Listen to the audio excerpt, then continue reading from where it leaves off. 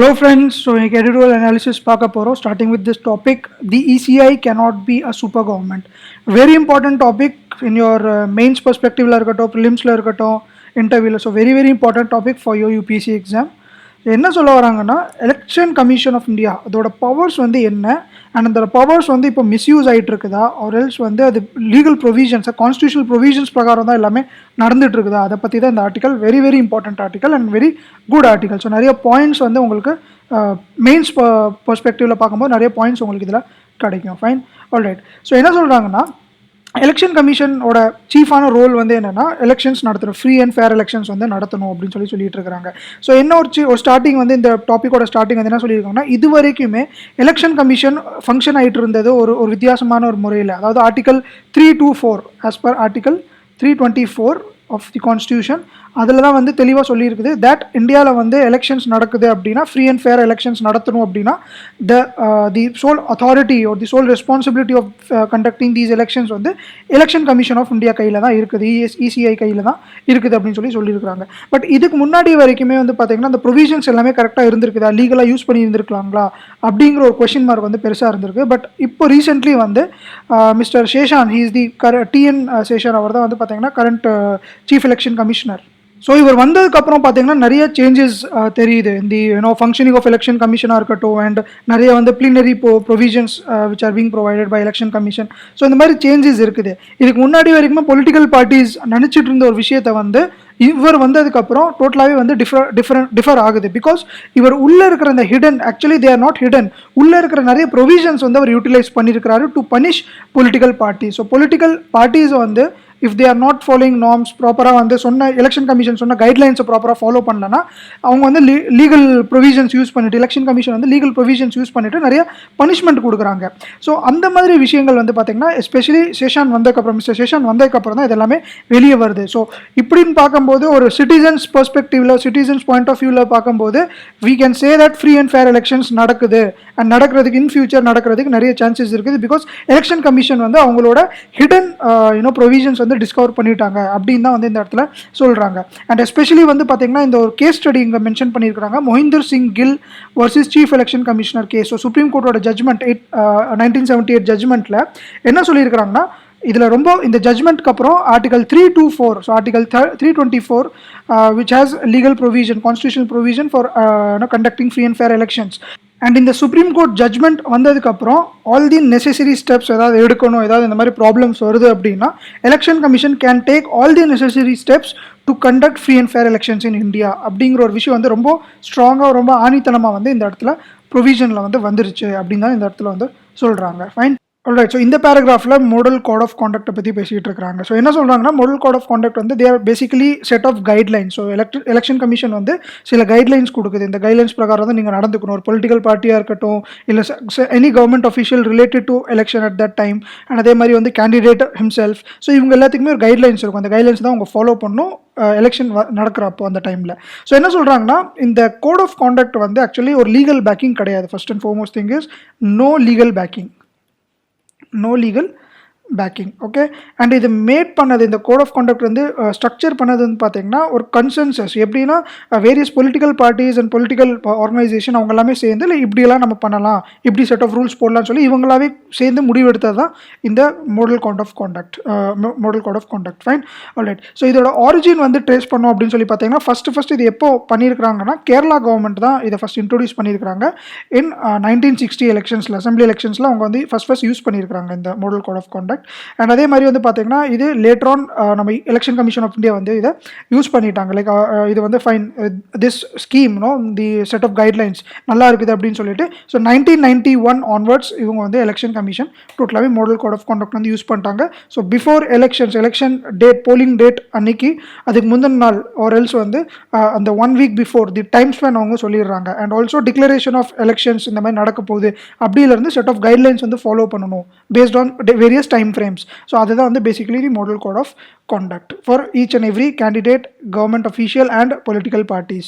Okay, fine. So இப்போ என்ன சொல்றாங்கன்னா இந்த model code of conduct ஓட இந்த provisions வந்து கிட்டத்தட்ட ஆர்டிகல் 324 வந்து கான்ஸ்டியூஷனல் ப்ரொவிஷன். ஸோ அதில் என்னெல்லாம் சொல்லியிருக்காங்களோ அது கண்டிப்பாக ஃபாலோ பண்ணி தான் ஆகணும். ஃபாலோ பண்ணலைன்னா கண்டிப்பாக சம் ஆக்ஷன்ஸ் எடுக்கப்படும். But moral code of conduct வந்து அப்படி கிடையாது. நான் ஆல்ரெடி சொன்னது நோ லீகல் பேக்கிங், அதுக்கு லீகல் பொசிஷன் வந்து கிடையாது. பட் இருந்தாலுமே ரொம்ப வந்து ஒரு ஸ்ட்ராங்கான ஒரு இன்ஸ்ட்ருமெண்ட்டாக வந்து யூஸ் பண்ணிட்டு இருக்காங்க election commission. In fact in spite of like without any legal provision ரொம்ப ஸ்ட்ராங்காக யூஸ் பண்ணிட்டு இருக்கிறாங்க. ஓகேவா? ஸோ இதில் வந்து ஒரு பெரிய கன்ஃபியூஷன் வருது. என்னென்னா, நம்ம வந்து லீகல் பேக்கிங் கிடையாது அண்ட் இதை வந்து ரொம்ப ஸ்ட்ராங்காக வந்து யூஸ் பண்ணிட்டு இருக்காங்க எலெக்ஷன் கமிஷன். ஸோ இது எந்த அளவுக்கு வந்து ஒரு எஃபெக்டிவான விஷயங்கள். ஸோ இது வந்து நிறைய கமிட்டி ரிப்போர்ட்ஸ் ரெக்கமெண்டேஷன்ஸ் கொடுத்துருக்காங்க தட் இது வந்து நம்ம ஆட் பண்ணணும். People act, representation of people ஆக்டில் வந்து 1951 நம்ம ஆட் பண்ணணும், moral code of conduct add பண்ணிவிட்டு. So it will also come under constitutional provision அப்படின்னு சொல்கிறாங்க. பட் நிறைய பேர் வந்து என்ன சொல்கிறாங்கன்னா, இல்லை அப்படி பண்ணக்கூடாது, எஸ்பெஷலி எலெக்ஷன் கமிஷன் வந்து பண்ணக்கூடாது அப்படின்னு சொல்கிறாங்க. அண்ட் அதே மாதிரி சில பேர் வந்து என்ன கமெண்ட் பண்ணுறாங்கன்னா, இது வந்து ஒரு லீகல் பேக்கிங் கிடையாது. அண்ட் ஆல்சோ இது ஃபார்மேஷனே நீங்கள் இதோட ஆரிஜின் பார்த்தீங்கன்னா ஒரு செட் ஆஃப் பீப்புள் வந்து செட் ஆஃப் பொலிட்டிக்கல் ஆர்கனைசேஷன்ஸ் தான் முடிவு பண்ணியிருக்கிறாங்க, லைக் இந்த மாதிரி கைட்லைன்ஸ் இருக்கணும் அப்படின்னு சொல்லிட்டு. ஸோ அந்த கைட்லைன்ஸ் வந்து அவங்களோட பர்சனல் கைண்ட் ஆஃப் இன்ட்ரெஸ்ட்டை வச்சு தான் பண்ணியிருப்பாங்க. ஸோ அது எப்படி ஒரு டோட்டல் இந்தியன் எலெக்ஷன் சிஸ்டமே வந்து அது எப்படி அந்த கைட்லைன்ஸை யூஸ் பண்ணலாம் அப்படிங்கிற மாதிரி சில கமெண்ட்ஸ் வந்து வந்திருக்குது. அண்ட் இது எல்லாத்துக்குமே கவுண்டர் மெஷர்ஸ் வந்து என்ன சொல்கிறாங்கன்னா, நம்ம இதை லீகல் பேக்கிங் கொடுத்தோம் அப்படின்னா என்ன ஆகும், நம்ம இன்கேஸ் யாராவது ஃபாலோ பண்ணலன்னா நம்ம அவங்க மேலே ஆக்ஷன்ஸ் எடுக்கணும். அண்ட் ஆக்ஷன்ஸ் எடுக்கிறது வந்து எடுத்த உடனேயுமே அந்த ஆக்ஷன்ஸ் எடுக்க முடியாது. In case if they are going for Supreme court judgment, or if they are going for இல்லை எனக்கு வந்து நீங்கள் ஆக்ஷன் எடுத்திருக்கீங்க, ஐ சூ யூ, நான் கோர்ட்டில் பார்த்துக்கிறேன் அப்படின்னு சொன்னால் இது கண்டிப்பாக சுப்ரீம் கோர்ட்டோட பேக்கிங் இந்த இடத்துல வந்துடும். Because constitution of India is இந்த இடத்துல இன்வால்வ் ஆகுது. ஸோ சுப்ரீம் கோர்ட் பேக்கிங் வந்துருச்சு, ஒரு சுப்ரீம் கோர்ட்டில் கேஸ் போகுதுன்னா ப்ராப்பராக எலெக்ஷன்ஸ் நடக்க முடியாது. என்ன ஆகுனா அதோட ப்ராப்பர் ஒரு ஜட்மெண்ட் கிடைக்கிற வரைக்குமே we can not do anything, we cannot move anything further.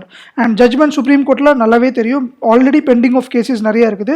So இது வந்து பைலிங் அப் ஆஃப் கேசஸ் தான் மாறிடும். அப்படிங்கிறதுனால தான் வந்து எலெக்ஷன் கமிஷன் டோட்டலாக சொல்லிடுறாங்க தட் இதை வந்து லீகல் ப்ரொவிஷன்ஸ் கொடுக்குறது நல்ல விஷயம் கிடையாது.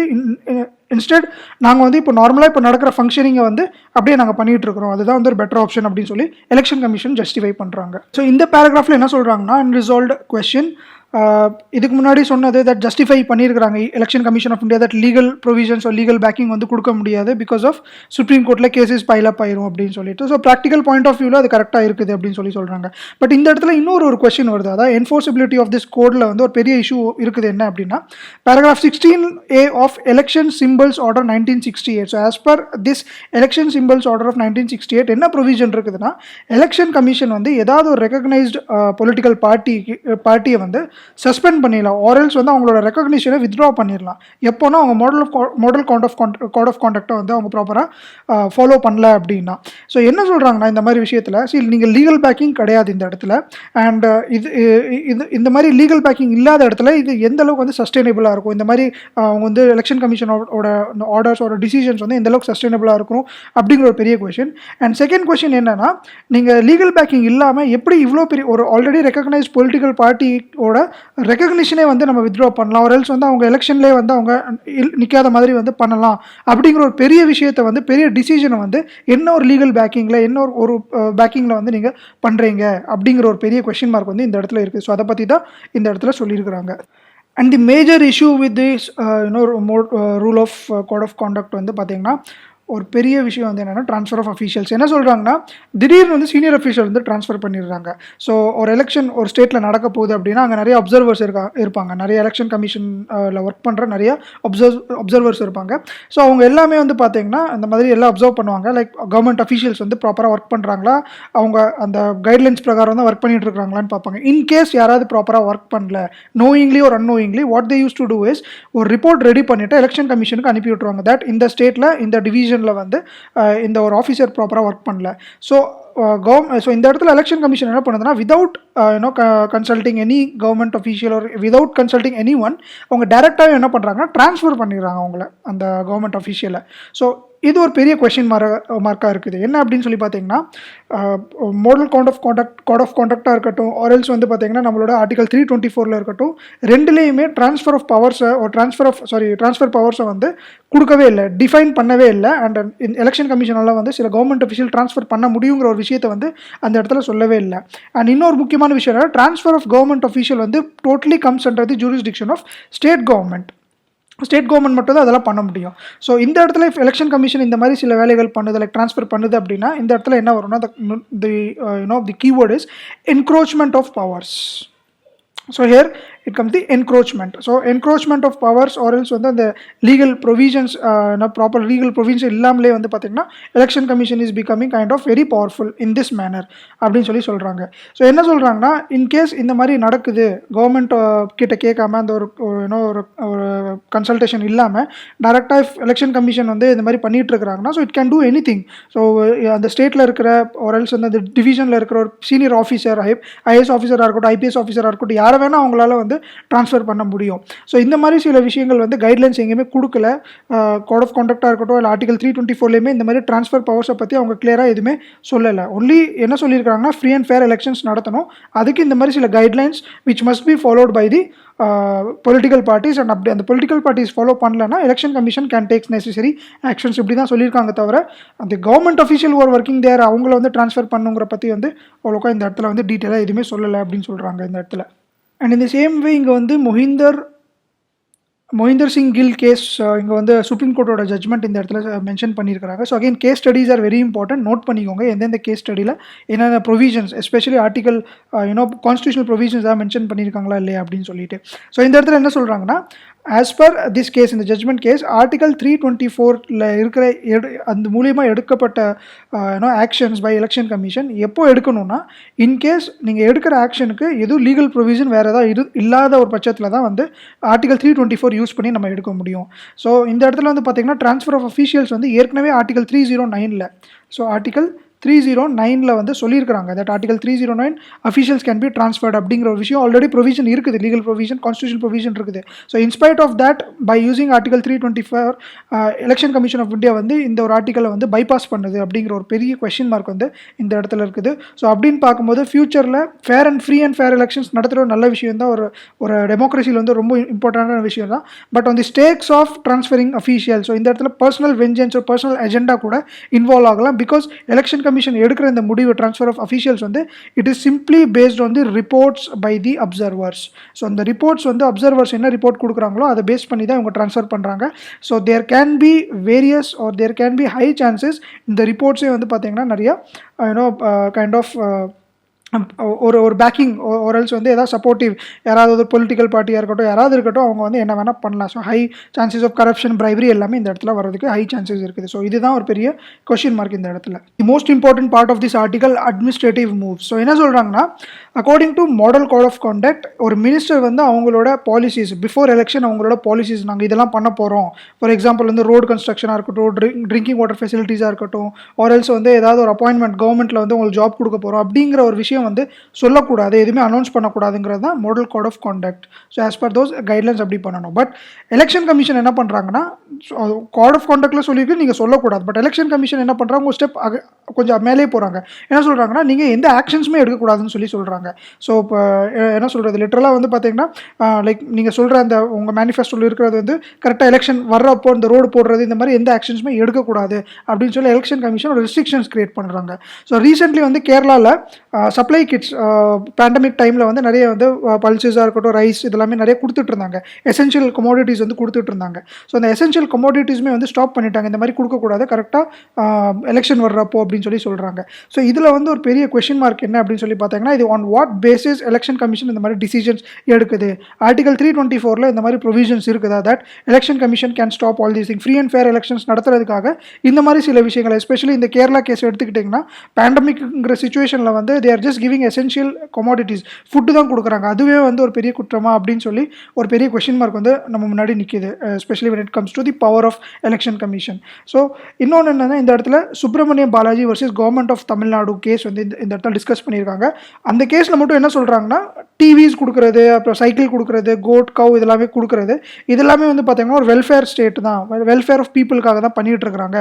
So under DPSP which is basically your principles which are for the welfare state. So அந்த டிபிஎஸ்பி பிரகாரம் இது எல்லாமே தப்பு இல்லை அப்படின்னு சொல்லி அது கான்ஸ்டியூஷனல் பேக்கிங் இருக்குது அப்படின்னு சொல்லி இந்த Subramaniam Balaji versus government of Tamil Nadu கேஸில் சொல்லியிருக்கிறாங்க. So it is permissible. And அதே மாதிரி section 123 of representation of people ஆக்டில் என்ன சொல்லியிருக்காங்கன்னா, டிக்ளரேஷன் ஆஃப் பப்ளிக் பாலிசி, அதாவது பப்ளிக் பாலிசி டிக்ளேர் பண்ணுறதும் ஆர் எல்ஸ் ஏதாவது ஒரு லீகல் ரைட்டை வந்து யூட்டிலைஸ் பண்ணுறதும் டியூரிங் எலெக்ஷன் டைம், இது வந்து தப்பே இல்லை. இல்லை sir until free and fair elections நடக்குது அப்படிங்கிற ஒரு பட்சத்தில் தப்பே இல்லை அப்படின்னு சொல்கிறாங்க. ஸோ அகெயின் ஒரு கான்ட்ரடிக்டரி ஸ்டேட்மெண்ட். எலெக்ஷன் கமிஷன் இந்த இடத்துல கேரளா வந்து ஸ்டாப் பண்ணுது அண்ட் அதே மாதிரி ஆல்ரெடி சுப்ரீம் கோர்ட் ஜட்மெண்ட்ஸில் பார்க்கும்போது இட் இஸ் அலவுடுன்னு சொல்கிறாங்க.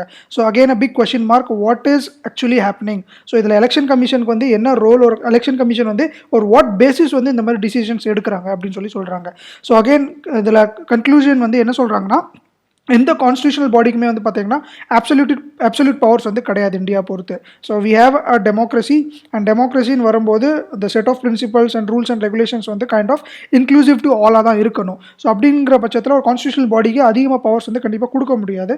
ஸோ சிட்டிசன்ஸாக இருக்கட்டும் ஆர்எல்ஸ் வந்து எல்லாருமே என்ன புரிஞ்சுக்கணும் அப்படின்னு சொல்லி பார்த்தீங்கன்னா, எலெக்ஷன் கமிஷனுக்கு வந்து அன்லிமிட்டெட் பவர்ஸ் இருக்குது, ஆர்பிட்ரரி பவர்ஸ் இருக்குதுங்கிற ஒரு விஷயத்தை வந்து நம்பக்கூடாது. It is doing what is required right now அப்படிங்கிறத இந்த இடத்துல கன்க்ளூட் பண்ணுறாங்க. பட் நம்ம ஒரு ஜென்ரல் மேன் பெர்ஸ்பெக்டிவ்ல பார்க்கும்போது சில விஷயங்கள், ஃபார் எக்ஸாம்பிள் ட்ரான்ஸ்ஃபர் ஆஃப் ஆஃபீஸர்ஸாக இருக்கட்டும் ஆர்எல்ஸ் வந்து இந்த இடத்துல மாடல் கோட் ஆஃப் கான்டக்ட்குள்ளே என்ன தான் வருது, செட் ஆஃப் கைட்லைன்ஸ் வரும்போது சில எலெக்ஷன் கமிஷன் வந்து அதை தாண்டி சில விஷயங்கள் பண்ணுது அப்படிங்கிற ஒரு சில விஷயங்கள் வந்து நமக்கு தோணும் as a general audience. But to conduct fair and free and fair elections in India அது ஒரு பெரிய டாஸ்க். அண்ட் எலெக்ஷன் கமிஷன் வந்து அந்த விஷயத்தில் ரொம்ப ஸ்ட்ராங்காகவே இருக்குது அண்ட் ரொம்ப ப்ராப்பராகவே பண்ணிகிட்ருக்காங்க. But as there are lot of loopholes in that. பட் ஒன்றுமே பண்ண முடியாது அந்த விஷயத்தில் பார்க்கும்போது. ஸோ இந்த டாபிக் ஒரு டோட்டல் டிஸ்கஷன் பார்க்கும்போது இதை தான் சொல்லியிருக்காங்க. தி எலெக்ஷன் கமிஷனோட role especially when it comes to election and political parties various dimensions வந்து இந்த இடத்துல யூட்டிலைஸ் பண்ணியிருக்கிறாங்க. Fine. So this is all about today's editorial. So guys, these are the various platforms where you can find us. So stay tuned and thank you.